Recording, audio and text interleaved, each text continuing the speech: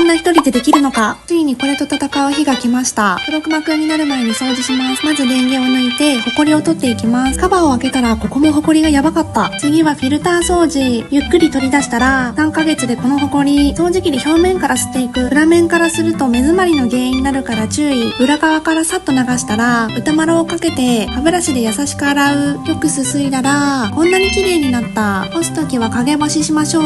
本体の拭き掃除にはアルカリ電解水。主成分が水だから安心です。中見たらやばーってことで、内部はこれ。奥まで掃除できるダイソーの神アイテム。ちょっとこすっただけでもこんなに汚れてた。フィルターとコンセントを戻したら、送風1時間して完了です。次回、昼ご飯でやらかしたので染み抜きします。